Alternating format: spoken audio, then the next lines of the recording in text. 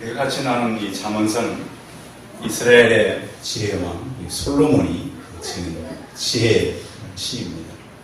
혹시 여러분들이 지혜가 많이 필요하다, 참 이런 때는 어디로부턴가 좀 명철이 필요하다, 그럴 때는 잠언서를 읽으셔서 여러분들의 마음을 좀 하나님의 마음으로 이렇게 향하면 좋을 것 같습니다.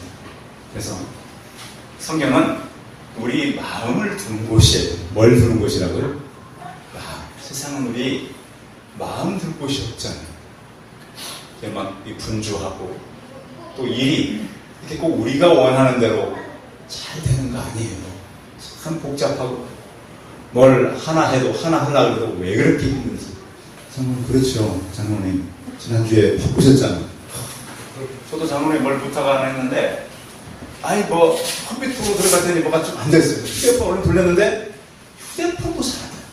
그래서 막 마음은 급하고 그래서 제게 안 돼버리니까 막 우리 집사람 휴대폰 갖다가 또 해가지고 겨우겨우 그래서 막 존섬에 연락을 하고 마음은 급한데 잘 안 돼.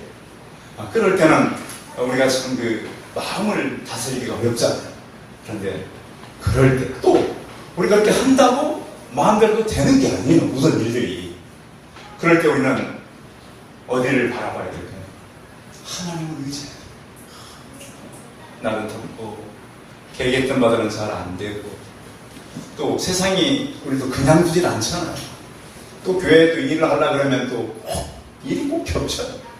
그래서 영적인 일과 내 개인의 일들은 겹쳐서 계속해서 우리는 끝없는 전쟁의 전쟁을 해가게 되는 거예요.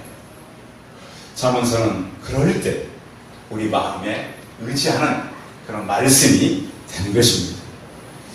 오늘 이 말씀은 어떻게 하면 우리가 다른 사람들에게 하나님께 원하시는 그러한 마음을 우리가 품고 다른 사람들에게 용기를 주고 희망을 주고 이 여름 뜨거운 여름날에 얼음 냉수를 마시고 시원함을 느끼게 해드릴까.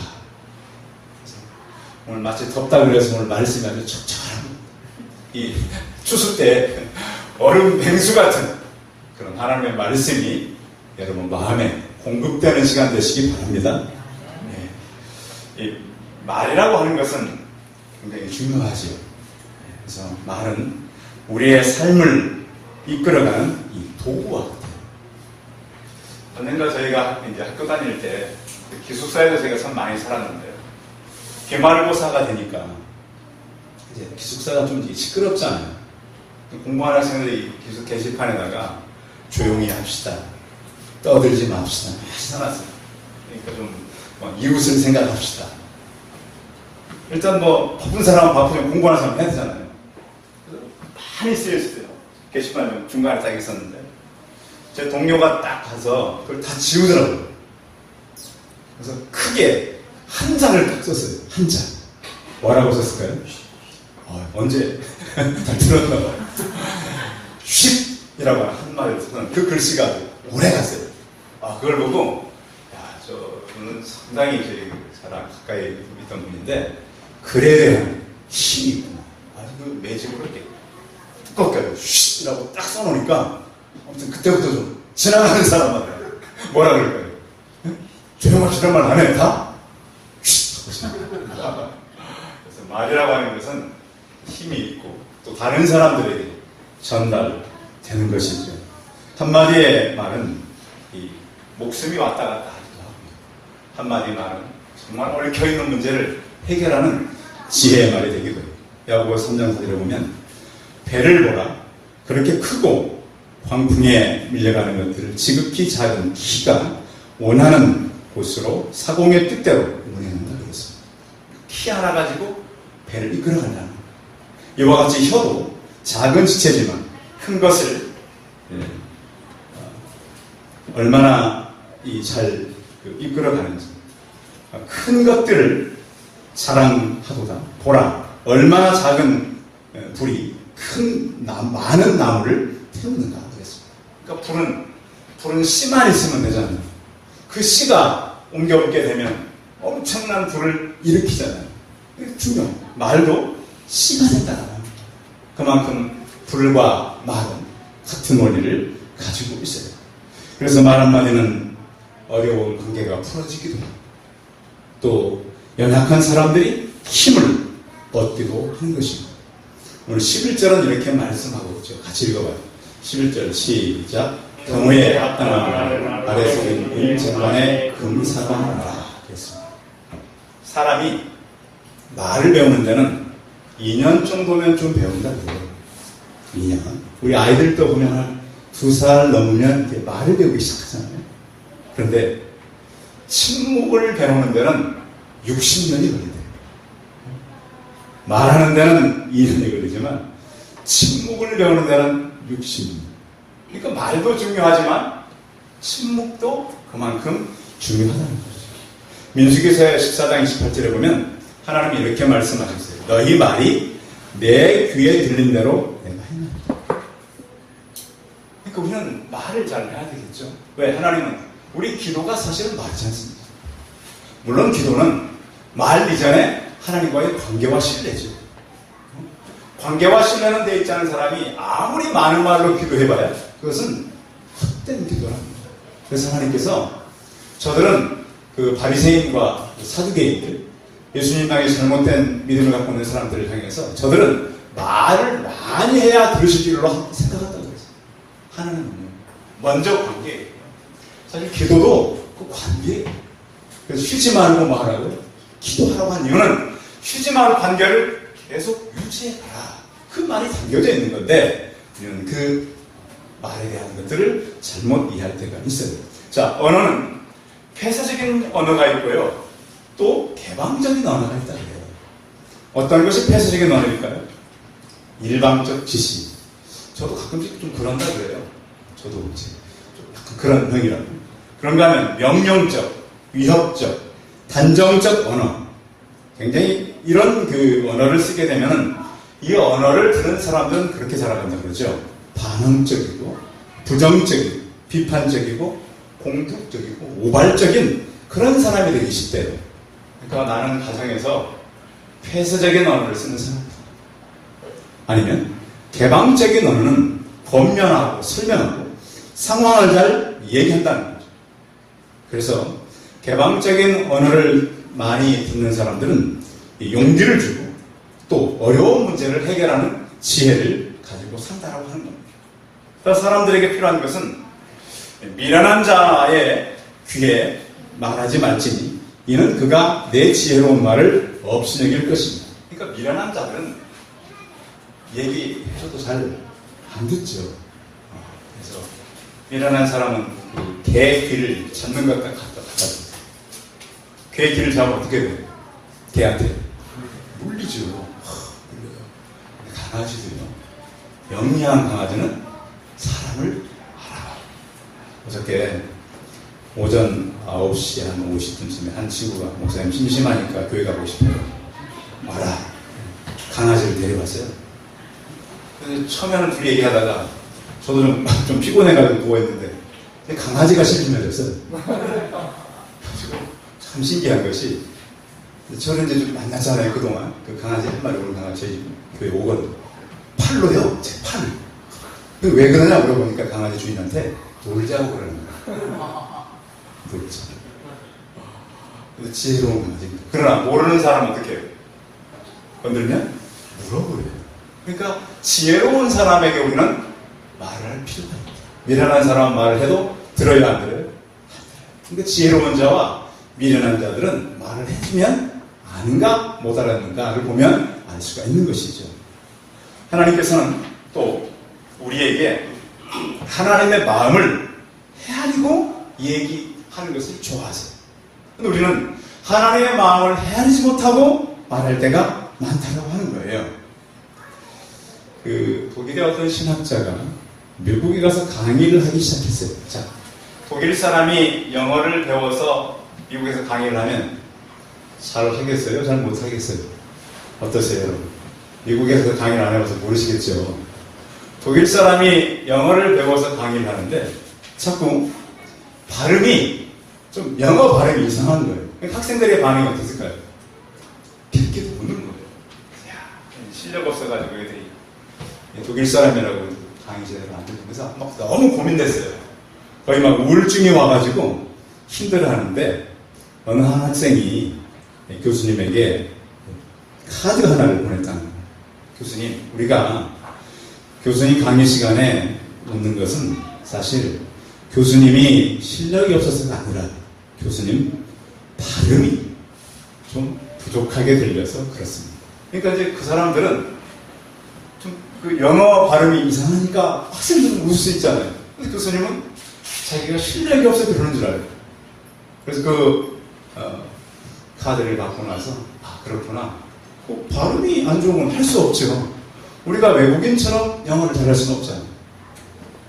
또 외국말을 잘할 수는 없잖아요. 그러나 이분이 용기를 얻고 그 이후에 더 아주 중요하게 강의를 해서 오래도록 강의를 했다는 이 경우에 합당하다라고 하는 말, 경우라고 하는 것은 이 원어의 의미는 바퀴라고 하는 거예요. 바퀴. 여러분 바퀴는 어때요? 바퀴가 잘 박혀야 움직이잖아요. 그렇듯이 이 말의 의미는 상황에 적절한 말을 의미하는 거예요. 그러니까 경우에 합당한 말이라고 하는 것은 상황에 적절한 말. 우리 속담에도 그런 말이 있죠. 한마디로 면장짓을 갚는다고요. 그 진짜예요. 그렇게 갚아본 사람이 있을까요? 우리 그 대화하다 보면 말은 굉장히 중요해요. 우리나라 말도 그런 말 있잖아요. 말만 잘하면 공짜. 있죠? 네, 말만 잘하면 공짜. 말만 잘하면 잘 들으면 자다가도 뭐가 생겨요? 뭐가 생긴다. 그런 얘기가 있어요. 우리나라 전래 동안 내려오는 이야기 중에 이런 얘기가 있습니다. 백정 중에 박상길이라고 하는 백정이 있었어요. 전에 백정들은 양반들이 어떻게 됐을까요? 백정들. 네, 함부로 돼 있죠. 이 박상길이라고 하는 백정이 이제 요즘 정육점이죠. 부족간에서 일을 하는데 두 양반이 찾아왔어요. 몇 양반? 두 양반이 찾아가지고 첫 번째 양반은 그랬어요. 야, 상길아, 고기 한 근 다오. 그러니까 이 상길이라고 하는 사람은 어떻게 했을까요? 고기를 한 근을 줬어요. 예, 여기 있습니다. 근데 또 같이 간 그 양반이 보니까 이 부족간에 일하는 정육점 주인이 그 상놈이긴 한데 나이가 좀 있어 보여요. 그래서 뭐라고 말했냐면 성은 박씨니까 박서방 여기 고기 한 근 주게나 이렇게 말했어요. 알겠습니다. 두 양반이 고기를 반 고기가 틀린 거예요. 첫 번째 야상길 했던 사람은 고기가 좁고 박서방 했던 사람은 고기가 큰 거예요. 그래서 그랬어요. 고기 적은 양반이 왜 고기가 틀리냐? 그러니까 백정 이분이 이런 얘기를 했습니다. 이 적은 고기는 상길이가 썬 거고 큰 고기는 박서방이 썬 거예요. 지혜 있는 사람이죠. 그래서 우리가 말이라고 하는 것은 어떻게 전해지든지 요즘에도 우리가 최근에 백화점 같아서 그런 사건이 많이 나오잖아요. 무슨 집? 그것 때문에 특히 아르바이트 하는 학생들도 많이 그래요. 그래서 아르바이트 하는 학생들이 그냥 이렇게 말을 하면 그 말대로 대답해 준다는 그런 얘기 있잖아요. 하도 말들을 함부로 하니까. 그래서 이제 이 말이라고 하는 것은 우리가 어디 가서든 특히 여름에 휴가들 가시거든 일하시는 근무원들에게 정중하게. 그럼 음식 우리 마시다 보면 막 컵 같은 게 숟가락 같은 문제가 생길 때가 있잖아요. 그럼 그 사람들이 바쁘기 때문에 그럴 수 있어요. 여러분들 장사를 해보시는 분들은 다 아시잖아요. 그런 분들은 어떻게 하면 돼요? 조용하게 문제가 좀 있으니까 바꿔 달라. 그럼 그분들도 어느 정도 이해를 합니다. 근데 막 가서 소리를 지르고 막 바쁜데 그렇게 하지 말라는 거죠. 예수 믿는 사람들은 좀 무언가 다르게 그런 경우에 필요한 말을 하라고 한 것입니다. 그런가 하면 그 다음 절 한번 보겠습니다. 12절 시작. 슬기로운 자의 짐을 청정한 귀에 물과 정금 장식이다. 우리가 책망을 할 때도 지혜가 있어야 된다는 거죠. 이런 점에서 볼 때 충고할 때는 우리가 좀 그 사람의 어떤 마음을 헤아릴 필요가 있는가 하면 듣는 사람을 무시하지 말고 존중하는 태도로 말하는 게 필요한 것 같아요. 성급하게 말하고 적절한 시기를 기다렸다가 말하는 것이 좋아요. 그리고 또 우리의 말은 늘 사람들을 바꿔가는 그런 말이기 때문에 특별하게 조언을 할 때 지혜가 필요한 것입니다. 열왕기 하 12장에 보면 나단이 다윗을 찾아갔던 사건이 있습니다. 나단 선지자를 하나님께서 다윗에게 보내가지고 지금 다윗이 하고 있는 일을 하나님께서 다 알고 있었습니다. 다윗은 무슨 일을 하고 있었냐면 그의 부하 우리아의 아내를 데리고 살고 있었어요. 어떻게 했는가? 그 부하인 우리아를 전쟁터에 내보내서 죽게 하고 그 아내를 데려다가 살고 있었어요. 근데 왜 그렇게 하나님을 사랑하고 잘 섬기는 다윗이 이럴 수 있었는가? 근데 그 당시에는 왕들은 그럴 수가 있었어요. 왜냐면 자, 왕은 그 당시에 거의 모든 국가의 소유가 누구의 거였어요? 왕인 거였어요. 거의 왕은 신처럼 또 하나님께서 그렇게 세웠잖아요. 그러니까 신처럼 높이 존경받는 사람이 바로 왕이었어요. 그래서 왕의 권한은 이스라엘뿐만 아니라 주변 나라도 굉장히 컸어요. 왕의 행보가 얼마나 강해요.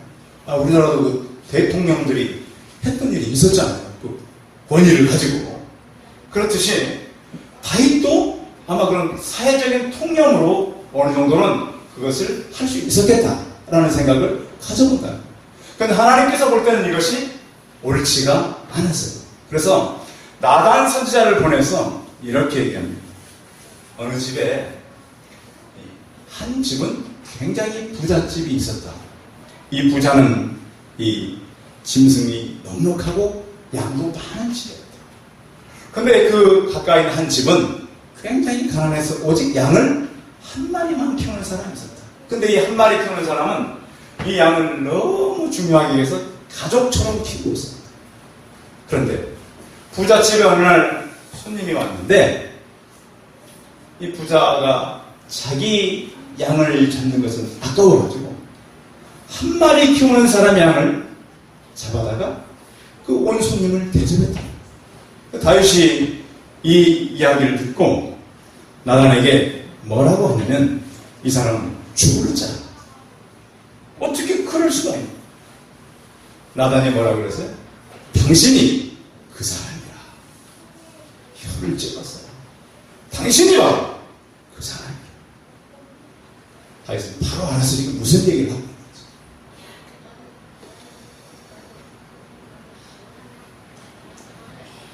어느 휴양지에 가면 이런 글이 있다 그럽니다. 커피 주세요. 그럼 7유로. 아니, 커피. 그냥 그러잖아요. 가서 커피. 7유로. 브리스 커피 4.25유로. 헬로 커피 플리스 1.4유로. 무슨 말일까요? 그렇죠. 말이 값이 달라요. 말이. 커피. 그러면 우리나라 같으면 좀 7유로면 좀 어느 정도 가격이 텐데. 그런데 거기다가 주시겠어요? 이 말만 붙여도 다운돼요. 죄송하지만 주시겠어요? 이것은 5분의 1 가격으로 마실 수 있다면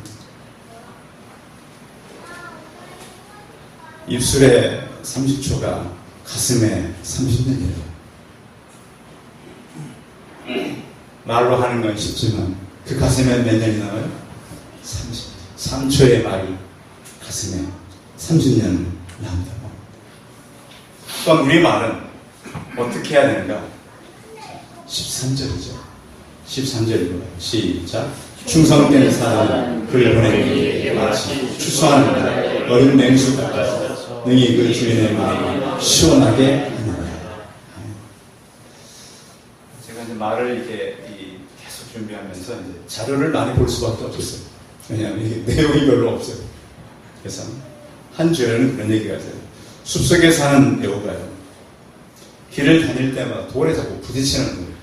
누가요? 여우가. 그래서 여우가 무슨 생각을 했냐면, 야, 토끼를 잡아가지고 토끼 가죽으로 내가 돌을 포장해야 돼. 왜? 자꾸 발을 다치니까. 그래서 어느 날 토끼를 잡았어요, 진짜. 그래서 너를 잡아서 내가 너뿐만 아니라 많이 잡아가지고 토끼 가지고 도로를 포장해 다니거든. 토끼가 뭐라고 제안했냐면, 여운이 그러지 마시고 제 꼬리만 잘라다가 발에다가 신만 만드세요. 그렇잖아요, 토끼 얘기가. 그러면 자기도 안 죽고 꼬리만 잘라주면 되잖아요. 그래서 발에 신발 신으면 뭐 다니면 뭐 그러면 안 다칠 거 아니냐. 무슨 얘기냐면 모든 사람은 다 자기 생각대로 살아간다는 거예요. 여우처럼 이걸 다 잡아다가 도로를 포장하겠다. 토끼처럼 그러지 말고 꼬리만 잘라다가 신발을 신고 다니면 괜찮을 거 아니에요. 우리도 마찬가지입니다. 사람은 누구나 자기 생각과 자기의 어떤 계산을 가지고 살아간다. 그런데 성경에 보면 물론 다윗이 잘못한 것도 있지만 다윗이 살아오면서 아주 귀감된 그런 얘기도 하나 있어요.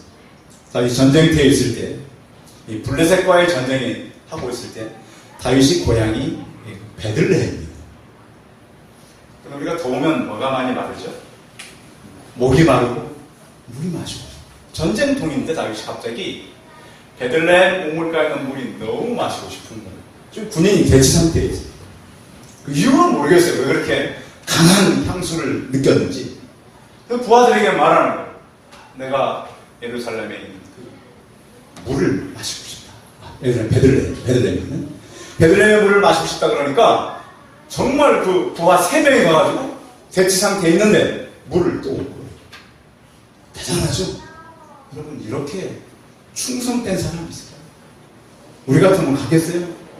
아니, 왕이요, 이곳에 내 수통에도 여기 물이 있습니다.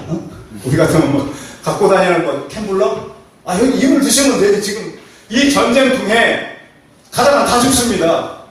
근데 실제로 갔다가 가서 물을 떠왔다는 거예요. 엄청난 사람들이죠. 다윗이 그 물을 먹나요? 그렇지 않아요. 그 물을 누구에게 부어드려요? 이 물은 생명의 물이라서 하나님께 부어드립니다.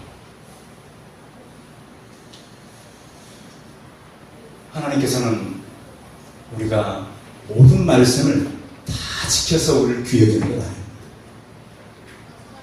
이스라엘 백성들이요, 하나님의 말씀을 듣지 않음으로 인해서 며칠이면 갈 수 있는 길을 40년 동안 돌았습니다. 중요하죠. 이스라엘 백성들이 그 말씀에 순종하고 갔다면 그러진 않았을 거예요. 너희 말이 내 귀에 들린다고 행했다고 하나님은 말씀하셨습니다.